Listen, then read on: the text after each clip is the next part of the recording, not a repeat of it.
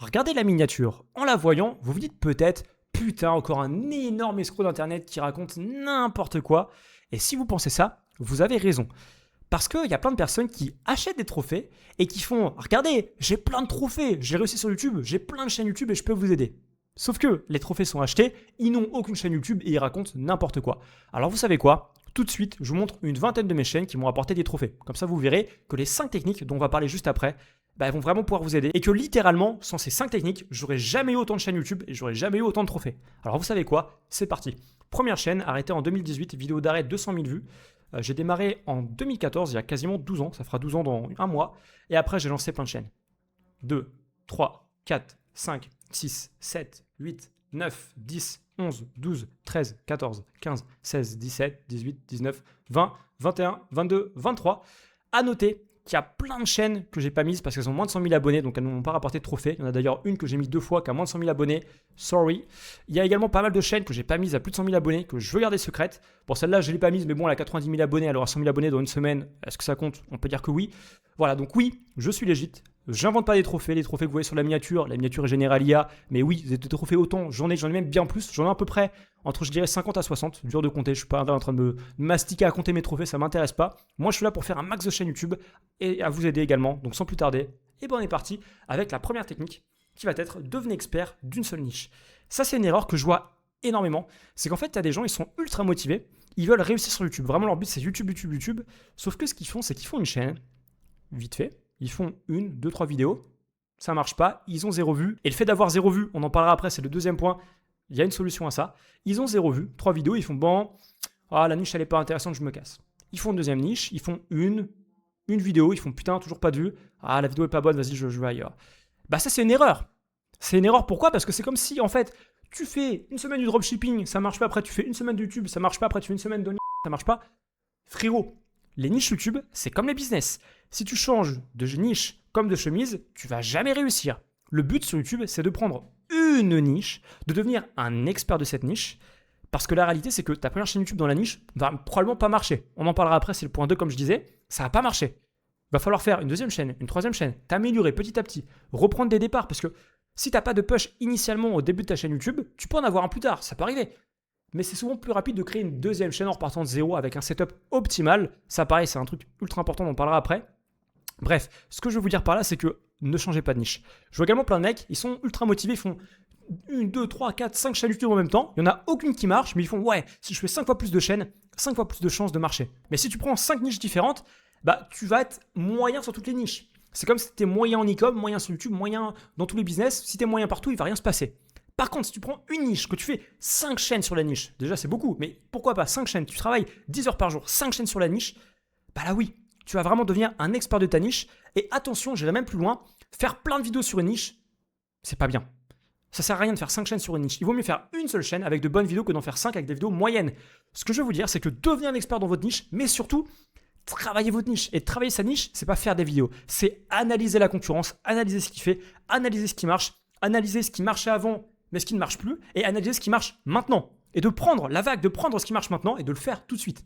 Oui, devenez un expert de votre niche, et c'est pas faire des vidéos, c'est travailler sa niche, creuser, analyser, analyser, analyser. Moi, je passe plus de temps maintenant à analyser des niches. Tu vas faire des vidéos. Faire des vidéos, c'est mes freelances qui le font, ils sont super forts à ça. Analyser la niche, c'est ultra compliqué, ça prend énormément de temps, et j'analyse plein de niches où je suis bon dedans, que ce soit Minecraft, Roblox, le foot, bref. Analysez des niches, devenez un expert d'une niche, et là, vous pourrez faire de bonnes vidéos dedans et percer dedans. Voilà. Mais il y a un problème, et c'est le deuxième point, c'est que la plupart du temps, même en étant un expert de ta niche, en faisant de bonnes vidéos dedans, dans une niche qui a du potentiel, tu vas avoir 0 vue. Et ça, c'est la triste réalité de YouTube, c'est que ça dépend de la niche, mais allez, mais une bonne niche en général, c'est peut-être 30% du temps, 40% du temps, tu vas avoir 0 vue. Tu crées ta chaîne, tu as 0 vue. Il y a quelques fois aussi où petit à petit, tu vas avoir une dizaine de vues, allez, maximum 50, mais ça décolle pas. Tu n'as pas vraiment de push initialement, d'inertie initialement, alors que ta vidéo peut être très bonne. Spoiler alert, déjà, si tu es dans une excellente niche, c'est moins probable que ça arrive, mais dans des niches qui peuvent être intéressantes mais plus concurrentielles, et oui, tu peux avoir, 0 vues ou 50 vues. C'est la réalité, et à ce moment-là, les personnes se découragent, changent de niche, et c'est le point 1, faites pas ça, c'est une erreur. Maintenant, il y a des solutions. Il y a des solutions pour pas être bloqué à 0 vues. Si tu es bloqué à 0 vues, à 50 vues, ça sert à rien de poster pendant des mois. Je vois des mecs qui postent pendant des mois, ils ont genre 0 vues, 0 vues, 0 vues, 1 vue, 2 vues, 3 vues. En général, les gens arrêtent avant, mais il y a des gens qui continuent. C'est pas la chose à faire, il y a des solutions. Il faut rester motivé et continuer de créer des chaînes YouTube qui ont un setup optimal et qui sont pas flinguées.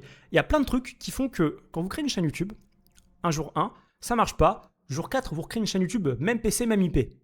YouTube, il fait quoi? Il fait putain, c'est qui ce connard qui a créé 2 chaînes YouTube en 4 jours? Vas-y, je le shadowban. YouTube a raison, il vous prend pour un bot. Il y a des moyens de parer ça. Il y a des moyens, il y a même des moyens d'être localisé dans le bon pays. Si tu fais des vidéos par exemple en espagnol, tu peux être localisé pour des espagnols, il y a des techniques. Ça, c'est quelque chose qu'on fait pour mes élèves. Si vous voulez que je vous aide par rapport à ça, à surtout avoir des pushs initialement, c'est quelque chose que je fais, que je peux vous aider à faire, que j'ai tous les jours à faire avec mes élèves. Et c'est même paradoxalement des trucs les plus importants, avec trouver la niche et faire de bonnes vidéos. En fait, pour moi, il y a vraiment 3 points, c'est 1, trouver la niche, 2, faire de bonnes vidéos, 3, réussir à avoir un push. Enfin, avoir une chaîne qui est push et du coup qui est dans l'algorithme. C'est les 3 points. Si vous voulez d'être par rapport à ça, que ce soit trouver une bonne niche, faire de bonnes vidéos et être push, là je parle plutôt du côté du fait d'être push, n'hésitez pas, en description il y a mon accompagnement, j'ai plein d'élèves, plein de personnes qui ont réussi, que ce soit en format long, en vidéo courte, on a par exemple Santanim qui a démarré il y a un peu moins d'1 an, regardez, et ça, vous voyez sa vidéo, il l'a traduit en anglais en espagnol, et il a été push en anglais en espagnol. Il y a plein de trucs à faire, être push c'est compliqué, c'est un vrai challenge, quand tu connais pas, que tu connais rien, ça peut être compliqué, donc n'hésitez pas. Et surtout, dans tous les cas, ne vous découragez pas, c'est normal de pas être push, c'est juste comme ça, faut pas être surpris. C'est pareil partout, c'est pareil pour les autres, faut juste pas se décourager, continuer de faire des vidéos sur d'autres chaînes, sur la même chaîne si ça marche plus ou moins, faut continuer, c'est tout. 3e point, peut-être le plus intéressant, c'est les entonnoirs cross-platform. Alors les entonnoirs, j'en avais déjà parlé, j'avais déjà dit qu'en fait, regardez cette chaîne YouTube qui est juste ici, Anthony Ryan. Anthony Ryan, en fait, on postait 1 à 2 vidéos par jour, sauf qu'en France, on postait 30 vidéos, on prenait les meilleures vidéos de toutes ces chaînes françaises-là qui sont juste ici, là, genre L, on prenait les meilleures vidéos, les 2 meilleures, et on les repostait sur Anthony Ryan. On avait un entonnoir, ce qui faisait qu'on postait que les meilleures vidéos, et vu qu'on postait les meilleures vidéos, et bah YouTube nous poussait dans l'algorithme. Ça, c'est ce que j'avais montré, c'est super intéressant. C'est ce que j'appelle un entonnoir YouTube. Maintenant, il y a l'entonnoir cross-platform. C'est quoi? C'est que parfois, on n'a pas cette chance d'être sur YouTube de manière intensive et qu'on n'a qu'une seule chaîne. On n'a pas des chaînes dans plein de langues comme moi. C'est vrai que c'est assez rare au final d'avoir plusieurs chaînes dans plusieurs langues. Mais il y a un moyen d'optimiser cet entonnoir-là sans avoir plusieurs chaînes YouTube. Ce moyen-là, je vais vous montrer à l'écran un screen TikTok. Ça va être le screen de cette chaîne qui est juste là. Elle est où? Elle est là tellement. C'est le problème d'avoir autant de chaînes. Elle est où? Elle est là, voilà. C'est la chaîne IK Animation que j'ai lancée il y a un peu moins de 2 mois, qui a déjà 100 000 abonnés, qui aura 100 000 abonnés dans une semaine, entre 22 vidéos. Et oui, comme d'habitude. Moi, je lance toujours des chaînes, j'ai pas arrêté. Je suis pas uniquement un coach YouTube gourou de merde. YouTube, c'est vraiment ma passion, je lance des chaînes. Bref, j'ai lancé un compte TikTok, Instagram, Snapchat, Facebook. Et ce que je fais, c'est qu'au lieu de poster comme un golemon les 5 vidéos sur les 5 plateformes en même temps, je poste d'abord sur TikTok. Pourquoi? Parce que TikTok, je suis pas monétisé et je m'en bats un peu les reins. TikTok, ça rapporte que dalle. Si vous voulez faire vraiment de l'argent, venez sur YouTube, les mecs de TikTok. Là, j'en vois beaucoup qui font du TikTok. TikTok, allô, c'est pas stable. Si vous voulez de l'aide, venez sur YouTube, je peux vous aider. Appel de phare. Hein.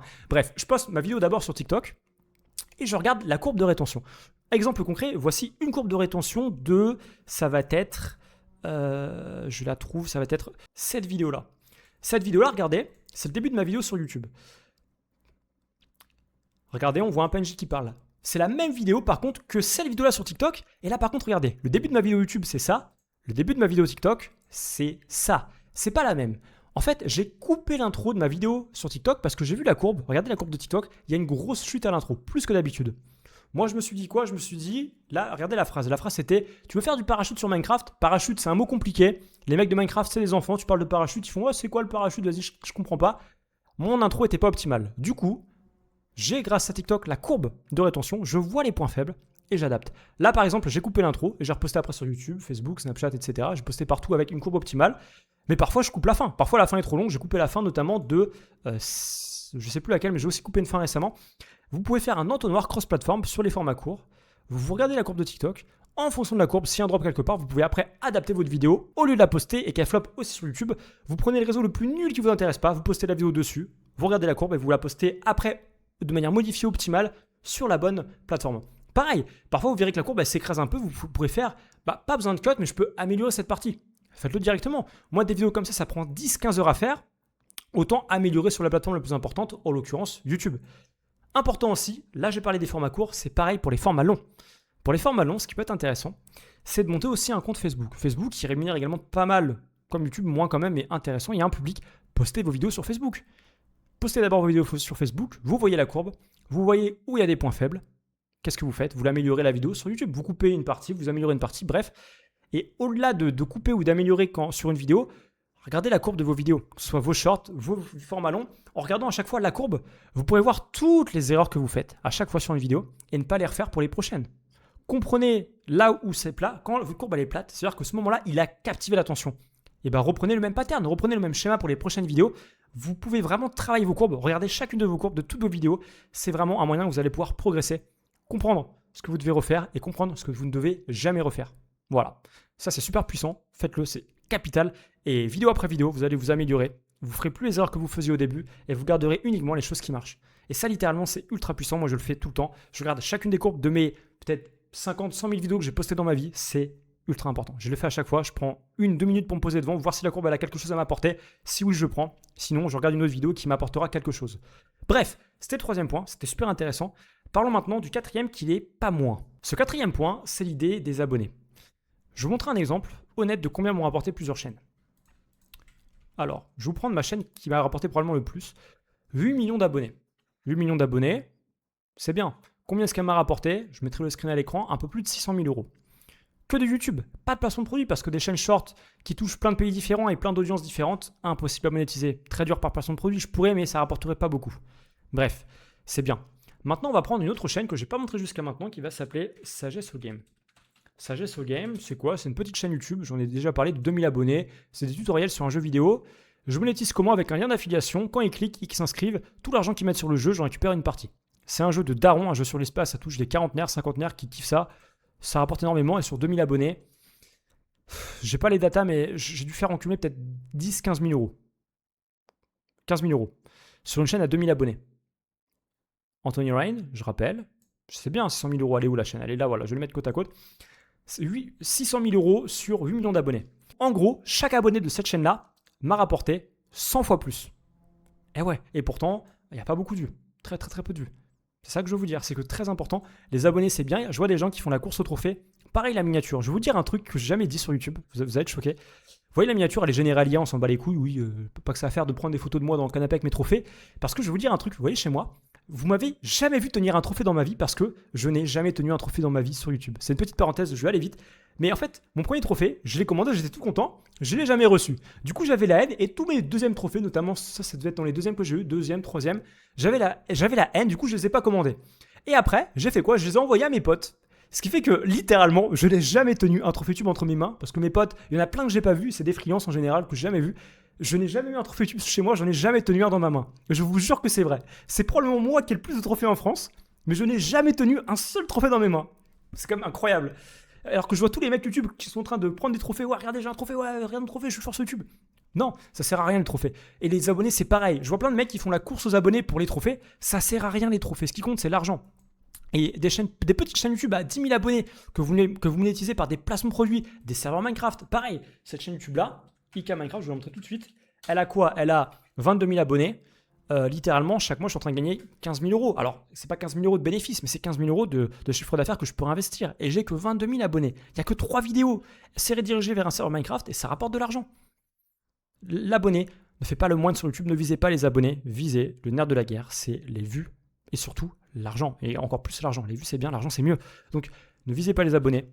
Oui, j'ai beaucoup d'abonnés. Oui, je flex avec ça parce que c'est important. Quand moi, je dis que j'ai 50 millions d'abonnés, ça fait s'arrêter. C'est un vrai argument marketing, mais la vérité, c'est que c'est pas les abonnés qui comptent, c'est les vues et surtout l'argent. Dans votre aventure sur YouTube, prenez bien ça en compte et agissez en conséquence. Et enfin, cinquième point, et j'ai gardé vraiment le meilleur pour la fin, c'est que 99% des gens, des Français qui se lancent sur YouTube, ils démarrent en français. C'est malin, c'est très bien. Sauf que quand vous réussissez, je vais vous dire un truc, la France, ça rapporte pas beaucoup d'argent. Hormis si vous faites beaucoup de vues, hormis si vous faites des placements de produits, on est vite capé. Moi, le gros de mes billets, je l'ai fait quoi? Je l'ai fait dans les autres langues. Je l'ai fait sur ces grosses chaînes qui, paradoxalement, beaucoup d'abonnés m'ont rapporté pas beaucoup pour le nombre d'abonnés. Ça, c'est anglais, espagnol. Moi, le gros de mon affaire YouTube, même les chaînes que je montre pas, c'est pas en France. La France, c'est bien, c'est vite limité. Et du coup, quand les gens réussissent, qu'ils ont percé en France, ce qu'ils font, c'est qu'ils vont directement en anglais. Et je le vois bien, c'est qu'en fait, ils se cassent la gueule parce que l'anglais, c'est très, très compétitif. Et il y a plein de chaînes qui sont pas intéressantes à faire en anglais, mais qui le sont bien plus à faire, notamment en allemand, en italien et en espagnol. Exemple concret, sur ma chaîne IK Minecraft, anglais, c'est ultra saturé, oui, ça rapporte beaucoup, mais polonais, il y a un marché énorme sur Minecraft en polonais. Si je la fais en polonais, je ferai probablement plus de thunes que si je le faisais en espagnol ou en allemand. Et pour autant, c'est des grosses langues, avec plus d'habitants. analyser vraiment en quelle langue c'est intéressant de faire votre niche. Il y a des niches qui sont faisables partout, il y a des niches qui sont faisables en anglais, mais ça va être très très très très dur. Il y a des niches qui vous rapporteront bien plus dans d'autres langues. Et surtout, l'anglais, c'est vraiment bien plus compliqué. Et pour illustrer ça, je vois plein de personnes qui démarrent directement en anglais. En gros, ils prennent mon accompagnement, ce sont mes élèves, ils disent ouais, bon, Antoine, t'as raison, l'anglais c'est mieux. Ils vont même voir cette vidéo, ils vont faire ouais, l'anglais, t'as raison, c'est mieux. Ils vont démarrer directement en anglais. Et bah ça, je vous le déconseille fortement. Enfin, je vous le déconseille fortement. Ça va dépendre de votre niveau. Si vous démarrez de zéro, que vous allez en anglais, vous allez probablement vous faire manger. Parce que le marché est ultra compétitif. C'est là qu'il y a le plus d'argent, qu'il y a le plus haut RPM, qu'il y a le plus de vues à prendre. C'est ultra compétitif. Par contre, une petite chaîne en français, en espagnol, en allemand, ça peut être contradictoire avec ce que j'ai dit avant, mais tu démarres en français. Tu gagnes 500, 1000 euros sur ta chaîne. C'est bien. Mais tu as une chaîne, tu maîtrises la niche, tu peux faire une deuxième chaîne, une troisième chaîne. Ça fait 500 plus, allez, une deuxième chaîne à 500 plus une troisième chaîne à 1000, ça fait 2000 euros. Et si tu maîtrises ta niche, tu peux voir dans quel pays c'est intéressant de le faire. Peut-être tu auras italien, peut-être tu auras polonais, peut-être tu auras allemand. Tu le fais en 1, 2, 3 langues. Tu fais x3, tu passes de 2000 à 6000 euros. YouTube, c'est pas avoir une chaîne, c'est avoir plein de chaînes, d'avoir un empire de chaînes. C'est vraiment ça qui, au final, moi, fait que j'ai vraiment réussi, c'est que je me suis pas contenté d'une seule chaîne. Quand j'ai vu que Minecraft, ma première chaîne, marchait plus, la regarder à la fin. Je faisais quand même beaucoup de vues, mais je faisais moins de vues. Attendez, c'est là. J'ai arrêté parce que je faisais moins de vues. Je me suis dit, putain, au lieu de lutter contre le vent, à l'époque c'était Fortnite qui prenait toutes les vues, je me suis dit, je vais arrêter, je vais aller ailleurs. J'étais sur le foot, j'étais sur le PSG. Sauf que là, en fait, ça marchait même bien à la fin. Et en fait, non, ça marchait quand même un peu moins bien à la fin, je pense. Ouais, quoique si. Et surtout, en même temps, j'ai ces niches-là qui ont explosé. Je me suis dit, ok, cette niche-chaîne-là, c'est ma tête. Je peux pas vraiment la déléguer parce qu'il faut que ce soit moi qui parle, qui montre à la caméra. J'arrête et je me focus sur des chaînes qui rapportent bien plus et que je peux déléguer. Et oui, c'est pour ça que le faceless est également très important. C'est que si vous voulez faire uniquement des thunes, si vous faites du branding avec votre tête, vous pouvez pas déléguer. Vous êtes bloqué. Le faceless, tu peux déléguer. Et c'est du coup ce que je fais également et ce que je vous recommande. Ça dépend de votre parcours aussi, de ce que vous voulez faire. Vous pouvez faire du branding et très bien marcher. Vous pouvez faire une chaîne, deux chaînes, déléguer, en faire 3, 4, 5, 10 comme moi j'ai fait et exploser. Et ne le faites pas forcément en français, pas forcément en anglais. C'est un vrai choix stratégique, la langue que vous faites, comme je viens de vous le montrer. Ça se prend vraiment du temps à se réfléchir. Pourquoi, comment. Il faut vraiment comprendre pourquoi vous le faites et pas le faire au hasard. Et si vous voulez de l'aide, que vous ne savez pas dans quelle langue vous lancez, ben n'hésitez pas, je peux vous aider. Il y a mon accompagnement en description. Et si vous avez une chaîne qui marche bien en français, en anglais et que vous voudriez la scale dans d'autres langues, et ben je peux également vous aider. Encore une fois, lien de mon accompagnement en description. C'est des choses que je fais. Et en fait, j'ai fait tellement de choses sur YouTube que, quel que soit votre problème, peut-être pas tout non plus, mais il y a énormément de problèmes que je peux résoudre et qu'on aide vraiment dans mon accompagnement. On est plusieurs dedans. Il y a évidemment moi, évidemment, mais il y a également des monteurs, des graphistes qui sont là pour vous aider par rapport à vos problèmes, que ce soit du montage, du graphisme, qu'importe, n'hésitez pas. Lien en description. Merci de m'avoir écouté. J'espère vraiment que ça vous a appris plein de trucs. J'ai pris du temps à faire cette vidéo-là. J'espère que ça va vous aider vraiment. Et puis voilà. J'ai une énorme vidéo qui arrive la semaine prochaine, peut-être dans 2 semaines. Ça va être incroyable. Abonnez-vous pour la voir. Et prenez soin de vous. Et à la semaine prochaine. Salut.